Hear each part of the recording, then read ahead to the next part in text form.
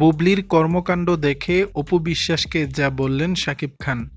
ঢাকাই সিনেমার শীর্ষনায়ক শাকিব খানের ব্যক্তিজীবনকে ঘিরে আলোচনার শেষ নেই। বিশেষ করে তার দুই প্রাক্তন স্ত্রীর নানা কর্মকাণ্ড প্রতিনিয়তই সংবাদ শিরোনামে জায়গা করে থাকে।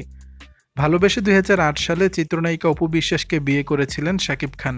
2018 সালে অপুর সঙ্গে বিচ্ছেদের পর বুবলির গলায় মালা দেন তিনি। সেই সংসারও নাকি এখন অতীত নায়কের জীবনে। দুই সংসারেই দুইজন পুত্র সন্তান রয়েছে শাকিবের, যে কারণে এখনও দুই প্রাক্তন স্ত্রীর সঙ্গে যোগাযোগটা বজায় রাখেন ঢাকাই সিনেমার শীর্ষ নায়ক। অভিনয়ের বাইরের সময়টুকু পরিবার ও সন্তানদেরই দেওয়ার চেষ্টা করেন তিনি। তবে শাকিবকে নিয়ে অপু বিশ্বাস ও স্বপ্ন বুবলির কাদা ছোড়াছুড়ি চলতেই থাকে। মাঝে মধ্যেই একে অপরকে ইঙ্গিত করে নানা রকমের ফেসবুক পোস্ট দেন তারা, জানিয়ে ভক্তদের মাঝেও চলে বিস্তর আলোচনা। এই যেমন সম্প্রতি শাকিব খান অপু বিশ্বাসের একটি ভিডিও সামাজিক যোগাযোগ মাধ্যমে ভাইরাল হয়, যেখানে দেখা যায় ঢাকার একটি শপিং মল থেকে একসঙ্গে বের হচ্ছেন দুজন। এ সময় তাদের সঙ্গে ছিলেন সন্তান আব্রাহাম খান জয়। শাকিব অপুর সেই ভিডিও ভাইরাল হতেই বুবলি শাকিব খানের সঙ্গে তার সন্তানের কেক কাটার কিছু মুহূর্তের ছবি পোস্ট করেন, যেই ছবিগুলো প্রায় 3 মাস আগে তোলা হয়েছে।